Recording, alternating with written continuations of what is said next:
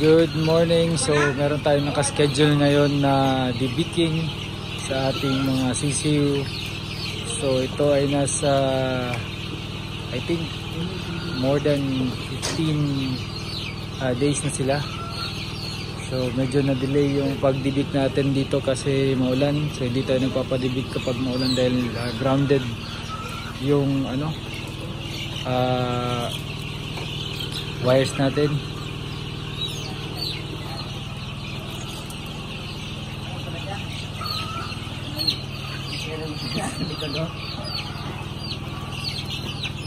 Medyo kuwang niya.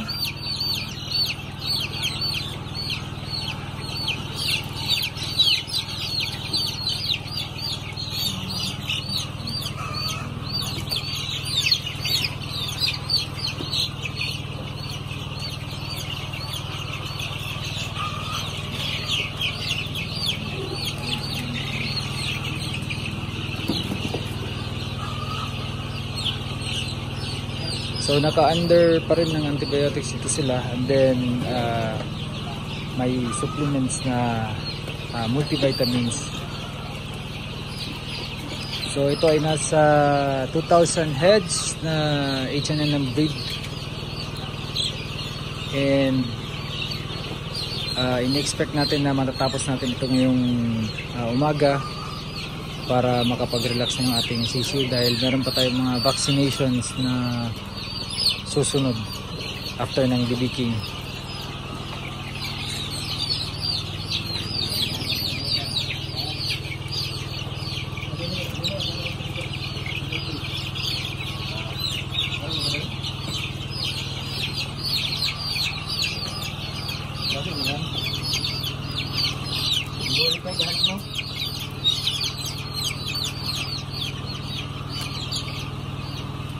Dapat indaram ko ito sa debaker, no? Patesting lang talit sa masalak. Oo, kawang tubig. Yan, masud sa nakada ko na. Mana?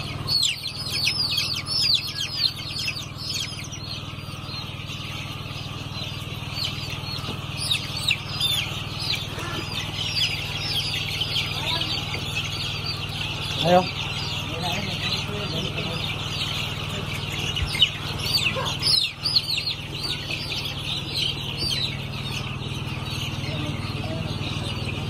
Ito yung isa sa mga stressful na procedure na ina-undergo ng ating mga CCU, but ito ay sobrang kailangan talaga, guys, dahil kapag hindi natin naputulan yung mga tuka ay possible talaga yung cannibalism, lalo na sa age na to. Medyo nagtutukaan na talaga sila.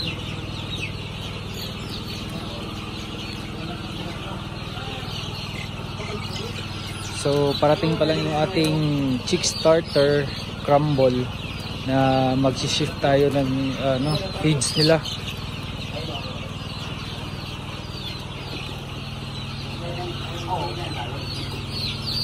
Isa lang yung debaker natin yun kasi nasira yung isa.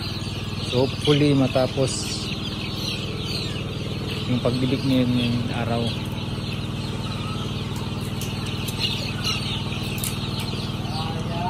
Yan, siniset up ni Kuya Dun yung isang linya ng kuryente kasi medyo may putol yung isang wire. So inaayos niya para continue yung supply ng kuryente.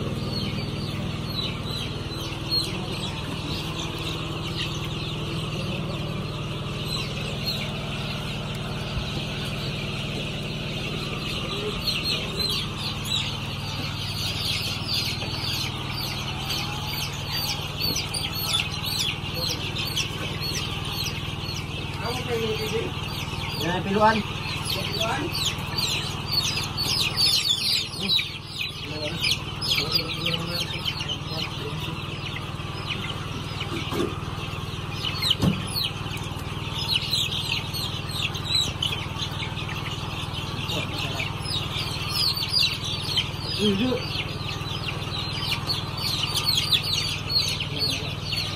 Kasi nga rin, problema rin. Putulan mo, anay? Putulan ako ko ano mo, anay? Okay lang. Huwag mo na nakakonect.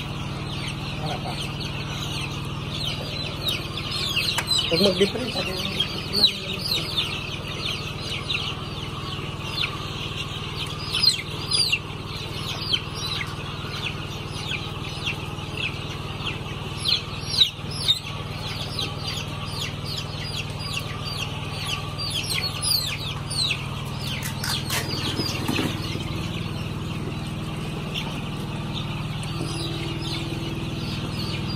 So ito guys, wala pang mga dibik. So remember guys, medyo dapat skilled yung tao na magdidibik kasi otherwise mapuputol yung mga tuka. So magiging reject yung mga sisiw.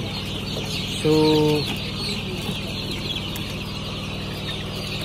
medyo maliksi na yung mga sisiw natin kaya kailangan talaga ng manpower kapag nagdidibik para maiwasan yung pagtakas or pagkagulo ng flock natin, no? So very important guys na skill talaga yung magdidibik kasi nga may possibility na ma-reject yung ating mga manok. So in terms of when I say rejection, possible na maging malnourished kasi hindi makakain ating mga sisiw, and then possible na mamatay din. So kapag yung nangyari sa ating isang araw na hindi masyadong nadibikan kasi nag-iingat din sila, parang ano din, wala ding sense yung pagdibik. So importante guys na sa tamang sukat ng bik talaga mapuputol. So yung meron kaming tinatawag na imaginary line. So i-divide mo yung beak sa tatlo, tapos yung outermost portion ng beak ng isang part ng total na tuka ay yun yung puputulin lang.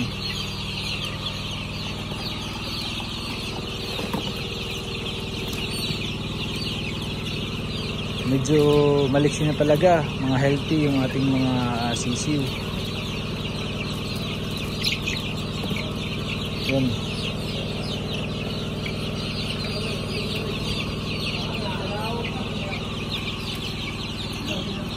So after nito guys ay dapat maipa-relax muna natin yung ating mga sisiw.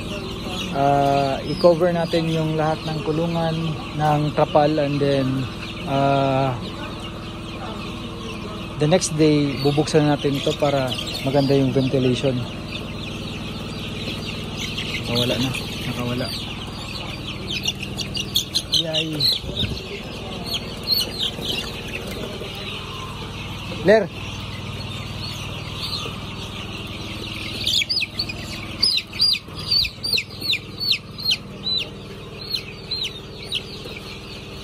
Mabugat.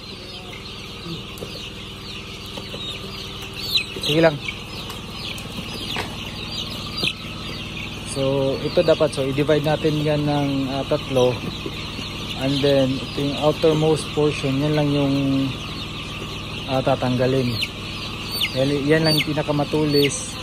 So dapat din pantay yung pagkaputol ng tuka para makakain ng maayos, kasi pag hindi pantay hindi rin nakakain ng maayos yung mga sisiw. So hindi maganda yung paglaki nila. So yun lang muna guys. Update ako mamaya pagkatapos ng magdibik ng mga sisiw, tapos try natin kung matapos tong lahat. So ready na yung ating mga vitamins dito na ibibigay after ng dibiking, and then naka ano to sila, enrofloxacin para yung infections. Ito yung vitamins na ibibigay natin after ng dibiking.